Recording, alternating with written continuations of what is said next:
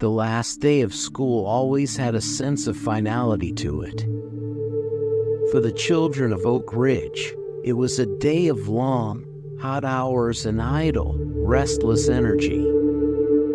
They scattered across the playground in lazy clusters, sprawling over benches and huddling beneath trees. The air was thick and buzzing with the promise of summer. Kenny, always a bit of a show-off, saw this day as his last chance to tell one of his legendary tales before everyone scattered for the summer. He climbed to the top of the jungle gym, casting a mischievous grin over his small but captive audience. Among them sat his little brother Tom, who looked uncomfortable but stayed close, as he always did. Rachel, their neighbor and Tom's occasional babysitter, watched from the swings, her usual spot on the periphery of Kenny's antics. Kenny cleared his throat, his face adopting an expression of exaggerated solemnity. "Ever wonder about that blue house on the corner?" he began, his voice low. "About the rhododendron bush that grows in the front yard?" The other kids shuffled closer, and Kenny's grin widened.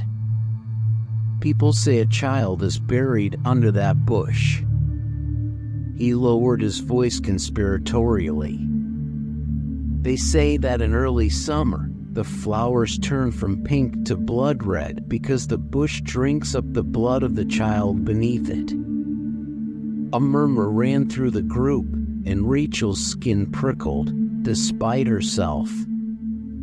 She had heard similar stories over the years, but never from Kenny, who lived right next to the blue house and its sinister bush.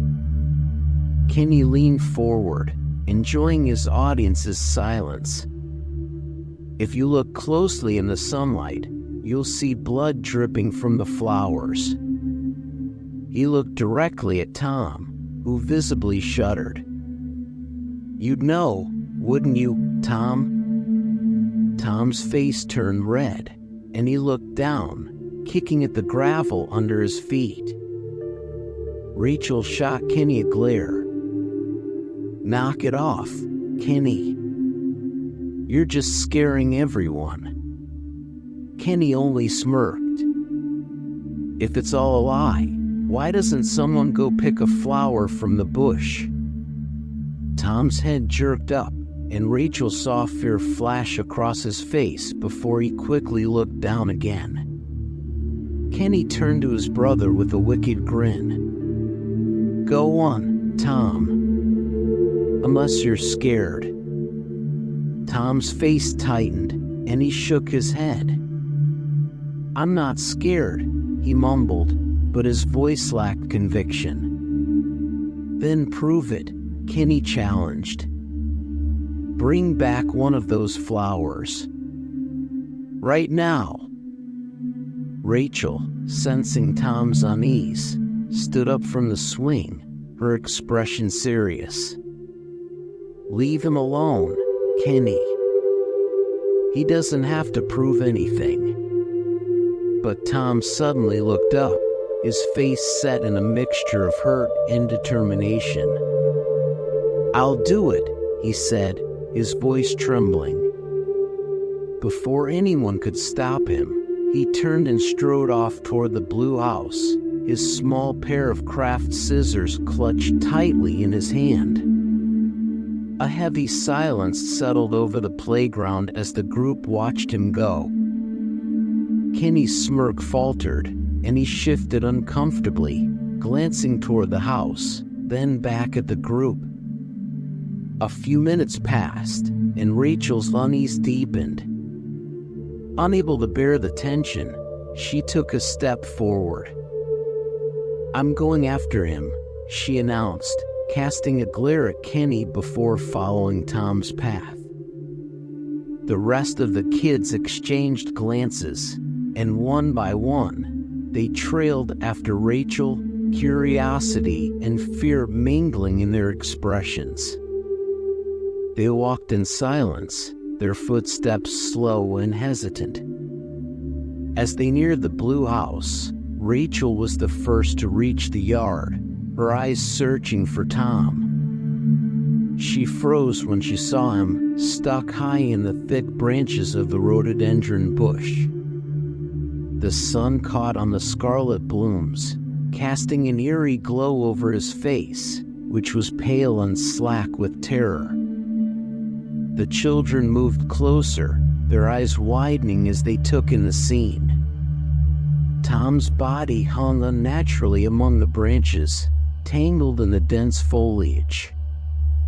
Two fresh, dark lines crossed his neck, and Rachel felt her breath catch as she realized what they were: jagged cuts, deep and crimson. A gasp escaped one of the children, and Kenny staggered back, his face pale. "Tom," he whispered, barely audible, his voice breaking. But Tom didn't respond. His wide, unseeing eyes stared past them, his face slack with a frozen, terrified expression. The others recoiled, stepping back from the bush, their breaths coming in shallow gasps. Rachel stumbled, her heart pounding, her mind racing. She wanted to scream, to cry for help, but her voice seemed trapped in her throat. Suddenly, a faint sound broke the silence. A low, whispering voice, barely more than a murmur, seemed to float through the air. The children stiffened, glancing around, searching for the source. "Who's next?" The voice was soft and childlike, trembling with an eerie sadness that sent chills down Rachel's spine. She looked at the others, who seemed equally shaken, their eyes wide with fear. Kenny took a step back, his face pale. This isn't real," he stammered, his voice barely a whisper. But as he backed away, his foot hit something solid. He looked down, and his stomach lurched as he saw a small handprint, smeared in what looked like fresh blood, on the ground at his feet. The children turned and ran, their feet pounding against the grass as they fled from the blue house and its sinister bush. They didn't stop until they reached the safety of the playground, where they collapsed, gasping for breath, their minds reeling from the horror they had witnessed. In the days that followed, Tom's disappearance became the talk of the neighborhood. His parents searched frantically, but no one could find him. The police were called, and they combed the area around the blue house, questioning everyone in the neighborhood. But no trace of Tom was ever found. The other children remained silent, haunted by what they had seen. They avoided the blue house, casting fearful glances at the rhododendron bush whenever they passed by. Kenny, who had started the whole thing, became withdrawn and sullen, his usual bravado replaced by a haunted expression that lingered in his eyes. One night, as Kenny lay in bed, he heard a faint sound coming from outside his window. He sat up, his heart pounding, and slowly crept to the window, his hand trembling as he pulled back the curtain. His breath caught as he saw a small figure standing in the yard, half hidden by the shadows. It was a child, pale and bloodless, its eyes wide with a haunting, unearthly sadness. It raised a hand, pressing it against the glass, leaving a small, red smear that dripped slowly down the pane. Kenny stumbled back, his heart racing, his mind reeling with terror. The figure disappeared, leaving nothing but the bloodstain on the glass, which glistened in the moonlight like a sinister reminder. From that night on, Kenny was plagued by nightmares. He would wake in a cold sweat, his mind filled with images of Tom's lifeless face, tangled among the scarlet blooms of the rhododendron bush. And every night, just before he fell asleep, he would hear the faint, haunting whisper, "I'm waiting." The other children spoke of hearing the voice, too. Rachel, who tried to dismiss it as a bad dream, couldn't escape the feeling of eyes watching her every time she passed the blue house. She stopped walking past it altogether, taking long, winding detours just to avoid the sight of the bush with its scarlet blooms. As the summer stretched on, strange things continued to happen. The rhododendron bush grew thicker, its flowers darker and more vivid with each passing day. Neighbors began to notice a faint, metallic smell in the air, like rust and old blood, whenever they walked by. One evening, as the sun dipped below the horizon, Rachel dared herself to walk past the blue house one last time.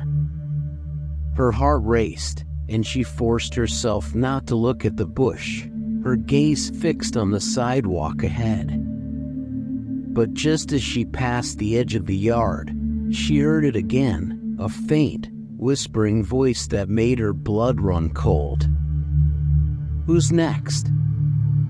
Rachel broke into a run, her heart pounding, the voice echoing in her mind as she fled into the safety of her home. And from that day on, she knew that no one in Oak Ridge would ever forget the scarlet bush or the chilling mystery of the child buried beneath it.